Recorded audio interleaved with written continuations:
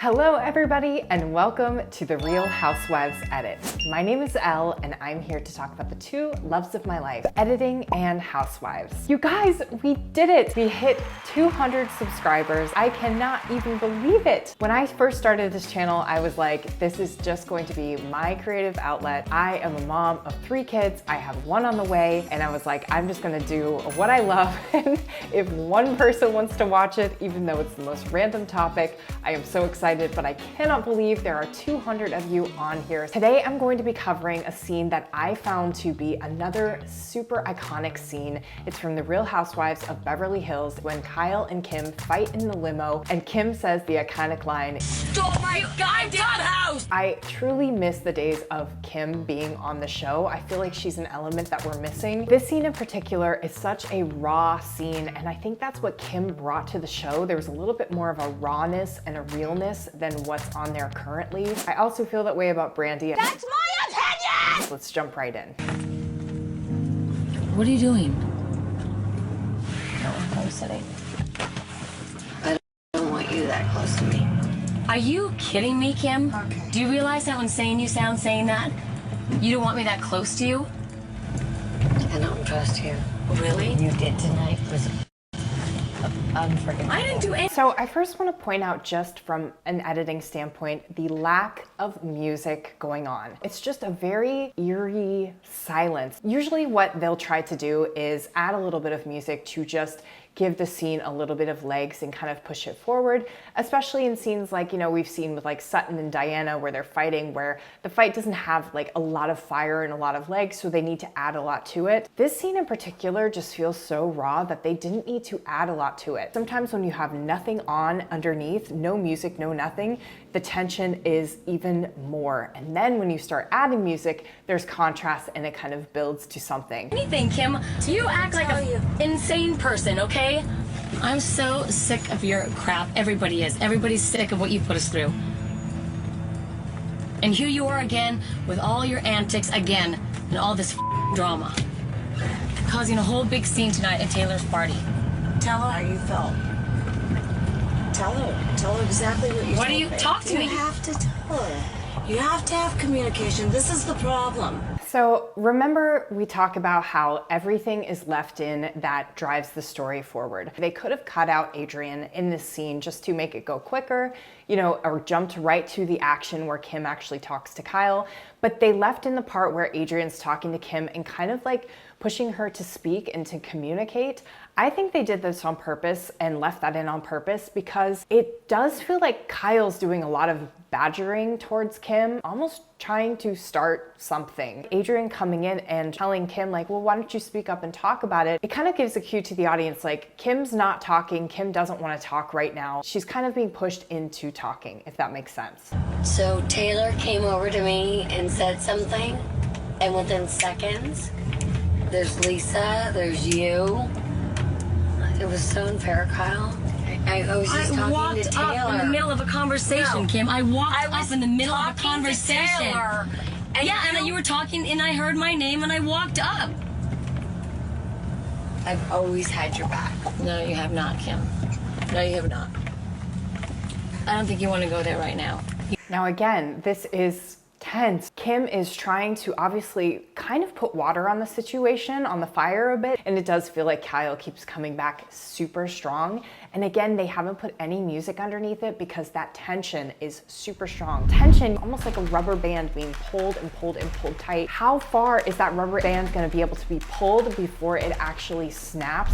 And when you don't put music in there and you have some conflict, that tension is being built. And like I said, when they do add music, then it just adds like a whole nother layer to the cake. You've not had me back, and you know that.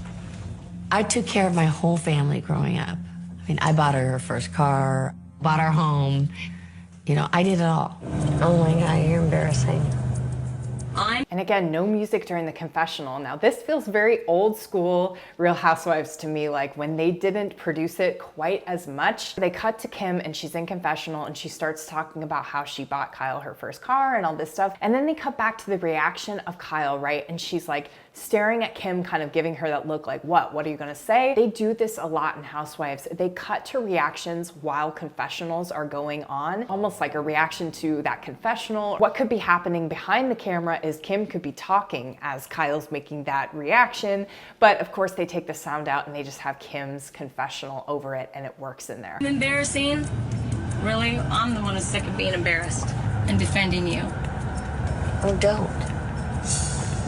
Well, maybe I won't anymore. Good. You are unbelievable. Gosh, Kyle. Okay, Look well, at you, f***ing phony. I'm the farthest from that, okay? You need to get help. What are you doing with this whole... So now again, every time they cut to Kim, she's either quiet or she's looking out the window, she's barely saying anything. And every time they cut to Kyle, she's saying something. We'll never know if that's really how it went down. My guess is it probably did kind of go down like this because it feels kind of natural. But remember, they could have built it this way to kind of show like Kim not reacting, trying not to be involved in this, and Kyle really kind of coming at her. This whole thing in here like this, what are you doing?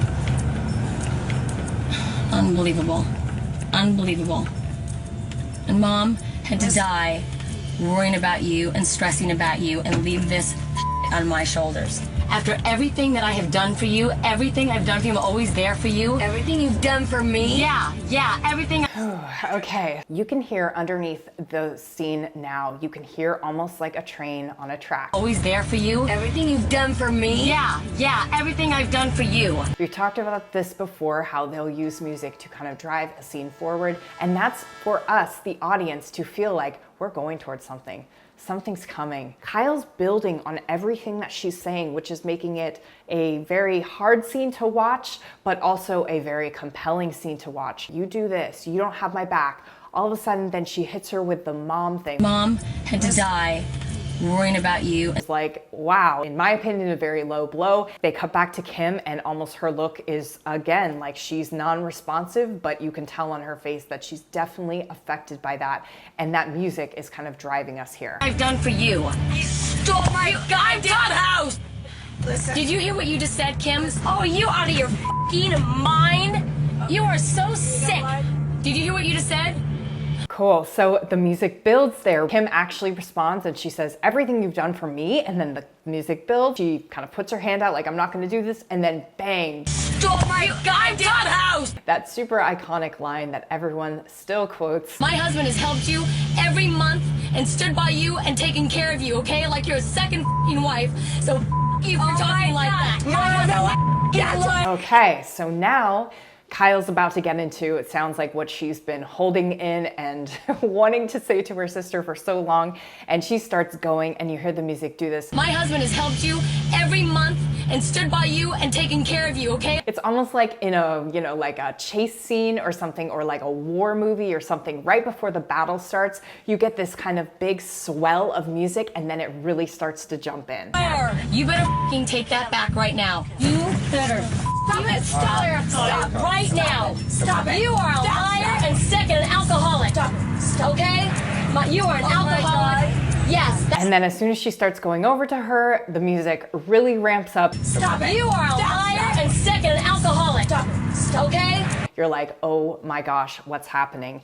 And of course, Kim goes and hides behind Adrian. So this is not like a two-way fight, but wow. That's right. That's right. I've said it now and everybody knows. So get the hell out. Quiet. Drink. Quiet. Stop it. And you can hear that sound effect when she says you're a liar and you're an alcoholic. An alcoholic. Stop it. Okay?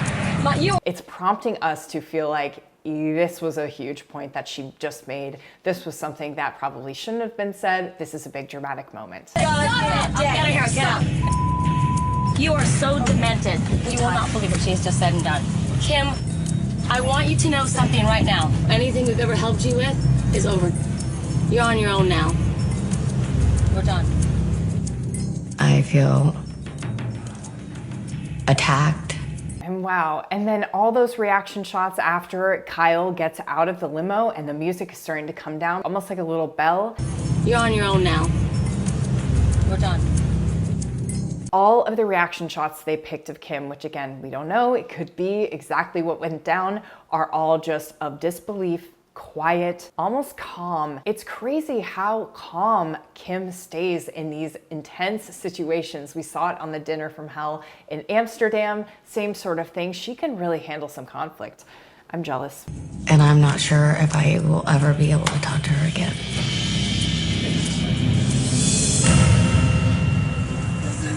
Really bad.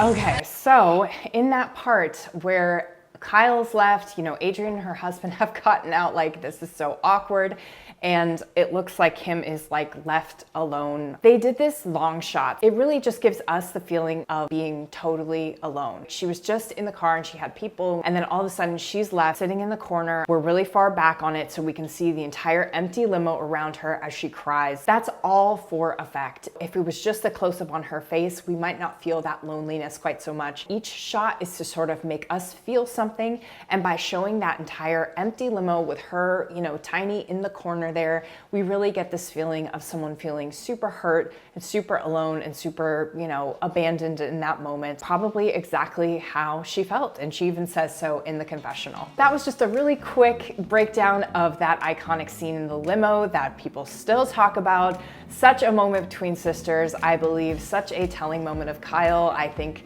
so much of Kyle over the years has been kind of put into this like, oh, I'm just like the silly, sweet voice of reason. But some of these earlier seasons, if anyone of you want to take your precious time and look back, you can really get some insight to maybe where Kyle is really. I do believe there's a lot more under the hood than what we're getting maybe in these more recent seasons. I'd like to see a little bit more rawness on Real Housewives of Beverly Hills. Thank you guys so much again for 200 subscribers. Give me your feedback. I cannot wait to read it. Until next time. Something.